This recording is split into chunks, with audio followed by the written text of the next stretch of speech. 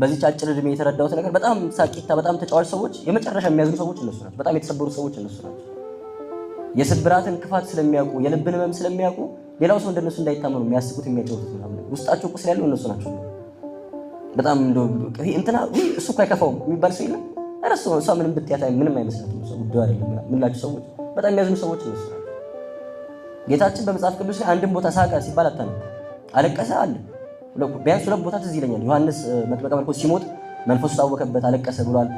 አልዓዛር ሲሞት መንፈሱ ታወከበት አለቀሰ። ሳቀ የሚል አታገኙ። ሳቀ ማለት ግን ጌታችን ደስተኛ አልነበረም ማለት ነው አይደለም። ይነግረናል ወንጌላችን ሉቃስ 10 ላይ ኢየሱስም በመንፈስ ቅዱስ ሐሴት አደረገ ይላል። ምን አደረገ አልኳችሁ? ሐሴት አደረገ። ስላልሳቀ ደስተኛ አይደለም ማለት አይደለም። ዮሐንስ ቁጥረ ገጽ እድሜ ልኩን ፊቱን ቋጥሮ አላለ ነው የጌታችንን መከራ እያሰበ ሲያዝን ነው። ውስጡ ሐሴት የሌለ ይመስላችኋል? ውስጡ መንፈሳዊ ደስታ የሌለ ይመስላችኋል? በደንብ አለ። እኛ የደስታ የሚመስለን መሳቅ መጫወት ግን የለም። አሁንም ይሄንን ስላልተረዳን እቺን ሳቅ ጨዋታችን ጊዜያዊ የሆነች መረጋጋት የሆርሞን ራሽ ፍለጋ እግዚአብሔር የማይከብርበትን እኛንም ፈጽሞ ከእግዚአብሔር የሚለየን ከእውነተኛ ደስታ የሚያርቁንን ክፉ ምግባራት እንፈጽማለን። እነዚህ ክፉ ምግባራት በተለይ ተጣብቀውን የሚቀመጡ ክፉ ምግባራት ፍትወታት ወይም ፓሽንስ ብለን እንጠራቸዋለን። እነዚህ ከሱሳፊ አምላክ የሚያርቁን እኛ እግዚአብሔርን ለመምሰል ክርስቶስን ለመምሰል ከምናደርገው ጉዞ የሚያጎድሉ ናቸው። የክርስቲያን የመጨረሻ ዓላማው መንግስተ ሰማያት መግባት አይደለም። ታውቃላችሁ፣ ጌታችን ስለ መንግስተ ሰማያት መግባት ሲያስተምር ከነዚህ ከታናናሾቹ ለአንዱ በደቀ መዝሙሬ ስም በእኔ ስም ራሱ አላለ በደቀ መዝሙሬ ስም ቀዝቃዛ ውሃ የሰጠ ምን ይሆናል? ወደ እግዚአብሔር መንግስት ይገባ የማይጠፋ ዋጋን ያገኛል ተብለናል። ጉዳያችን እዛ መግባቱ ብቻ አይደለም። ምድር ላይ ስንኖር ማንን መስሎ መኖር ነው?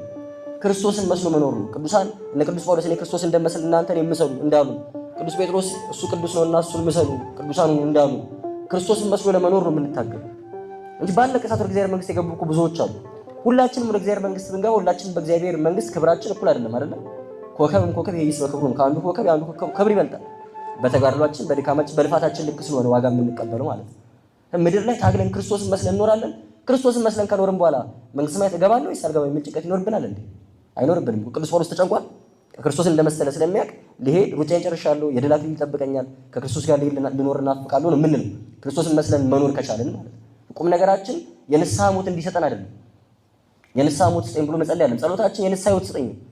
አሁን ንስሐ ገብቼ አሁን ተቀድሼ አሁን አንተ የምትወደው አንተ የምትከብርበትን ኑሮ ልለፍ ነው። ገብቷችኋል አይደል? አሰይ የንስሐ ሞት ስጠኝ የመጀመሪያ ደረጃዋ ጸሎት ነው፣ ትንሹ። ከዛ በኋላ ክርስቲያን መጸለይ ያለበት አሁን ቅድስና ያለው ንጽህና ያለው ሕይወት ስጠኝ የሚለውን ጸሎት ነው ማለት ነው።